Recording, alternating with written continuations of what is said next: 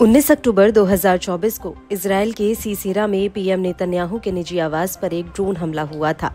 IDF ने इस हमले को नेतन्याहू की हत्या की कोशिश बताया था। हालांकि जिस वक्त ये हमला हुआ उस वक्त नेतन्याहू और उनका परिवार इस घर में मौजूद नहीं थे।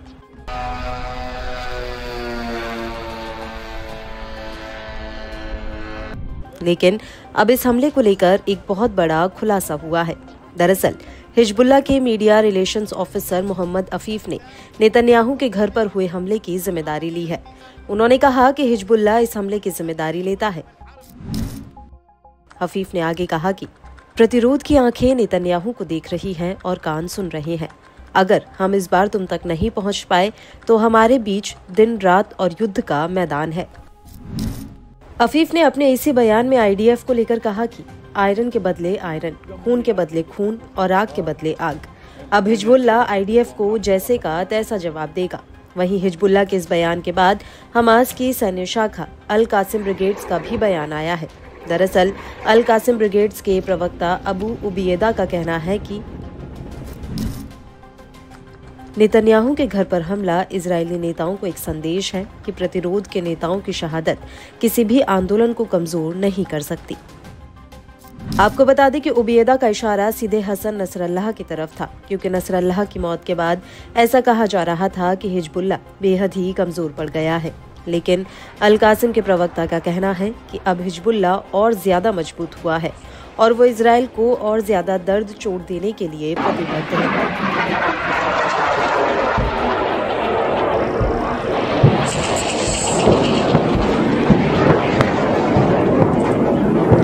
इन सब के बीच आपको ये भी बता दें कि 19 अक्टूबर 2024 को हिजबुल्ला ने नेतन्याहू के घर पर जो हमला किया था, अब उस हमले की तस्वीरें सामने आ चुकी हैं।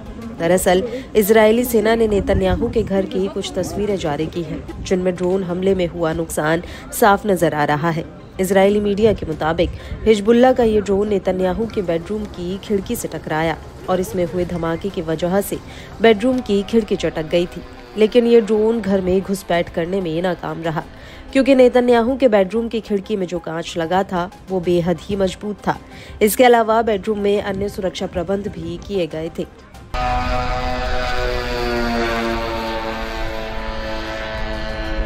हालांकि खिड़की से कांच के कुछ टुकड़े छिटककर पास में बने एक स्विमिंग पूल में जरूर जाकर गिरे।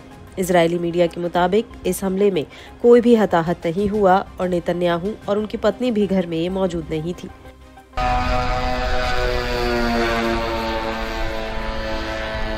वहीं दूसरी तरफ पीएम नेतन्याहू ने इस हमले का आरोप सीधे ईरान के मुखौटा संगठन पर लगाया है।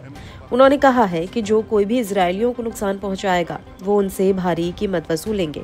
गौर करने वाली बात यह है कि इस हमले को लेकर सऊदी अल हदात न्यूज नेटवर्क ने खुफिया सूत्रों के हवाले से दावा किया कि मामले की जांच में इजरायल को पता चला है कि इस पूरे हमले में लेबनान में ईरानी दूतावास के अधिकारी भी शामिल थे।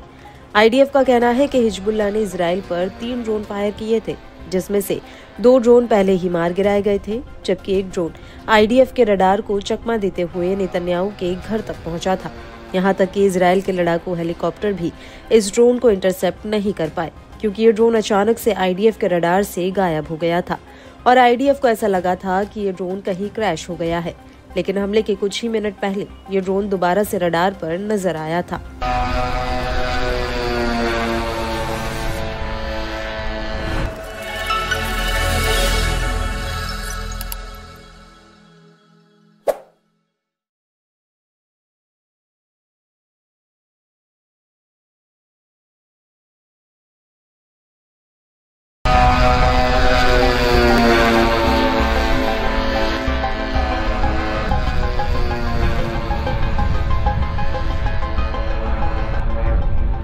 उन्नीस अक्टूबर 2024 को इजरायल के सीसेरा में पीएम नेतन्याहू के निजी आवास पर एक ड्रोन हमला हुआ था।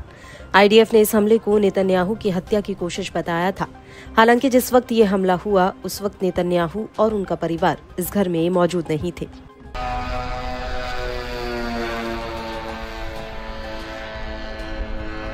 लेकिन अब इस हमले को लेकर एक बहुत बड़ा खुलासा हुआ है। दरअसल हिजबुल्ला के media relations officer Mohammad Afif ने नेतन्याहू के घर पर हुए हमले की जिम्मेदारी ली है। उन्होंने कहा कि हिजबुल्ला इस हमले की जिम्मेदारी लेता है। हफीफ ने आगे कहा कि प्रतिरोध की आंखें नेतन्याहू को देख रही हैं और कान सुन रहे हैं। अगर हम इस बार तुम तक नहीं पहुंच पाए तो हमारे बीच दिन रात और युद्ध का मैदान है। हफीफ ने अपने इसी बयान में आईडीएफ को लेकर कहा कि आयरन के बदले आयरन, खून के बदले खून और आग के बदले आग।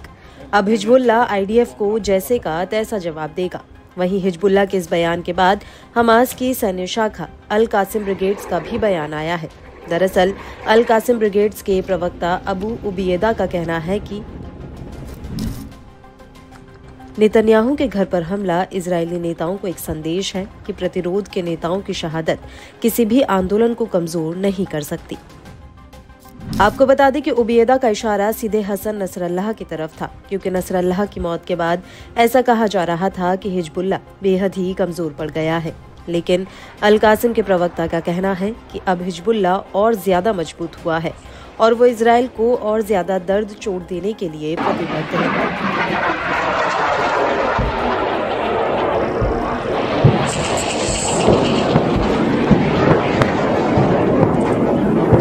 इन सब के बीच आपको ये भी बता दें कि 19 अक्टूबर 2024 को हिजबुल्लाह ने नेतन्याहू के घर पर जो हमला किया था, अब उस हमले की तस्वीरें सामने आ चुकी हैं। दरअसल इजरायली सेना ने नेतन्याहू के घर की कुछ तस्वीरें जारी की हैं, जिनमें ड्रोन हमले में हुआ नुकसान साफ नजर आ रहा है।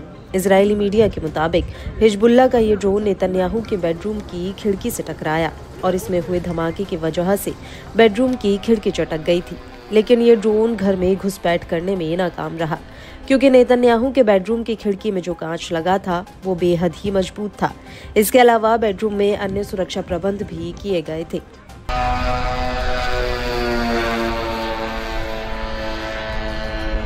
हालांकि खिड़की से कांच के कुछ टुकड़े छिटककर पास में बने एक स्विमिंग पूल में जरूर जाकर गिरे। इजरायली मीडिया के मुताबिक इस हमले में कोई भी हताहत नहीं हुआ और नेतन्याहू और उनकी पत्नी भी घर में मौजूद नहीं थी।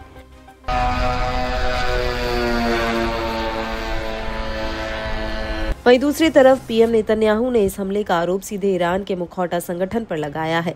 उन्होंने कहा है कि जो कोई भी इजरायलियों को नुकसान पहुंचाएगा वो उनसे भारी कीमत वसूलेंगे। गौर करने वाली बात यह है कि इस हमले को लेकर सऊदी अल हदात न्यूज नेटवर्क ने खुफिया सूत्रों के हवाले से दावा किया कि मामले की जांच में इजरायल को पता चला है कि इस पूरे हमले में लेबनान में ईरानी दूतावास के अधिकारी भी शामिल थे। आईडीएफ का कहना है कि हिजबुल्लाह ने इजरायल पर 3 ड्रोन फायर किए थे, जिसमें से 2 ड्रोन पहले ही मार गिराए गए थे, जबकि एक ड्रोन आईडीएफ के रडार को चकमा देते हुए नेतन्याहू के घर तक पहुंचा था। यहां तक कि इजरायल के लड़ाकू हेलीकॉप्टर भी इस ड्रोन को इंटरसेप्ट नहीं कर पाए, क्योंकि ये ड्रोन अचानक से आईडीएफ के रडार से गायब हो गया था और आईडीएफ को ऐसा लगा था कि ये ड्रोन कहीं क्रैश हो गया है। लेकिन हमले के कुछ ही मिनट पहले ये ड्रोन दोबारा से रडार पर नजर आया था।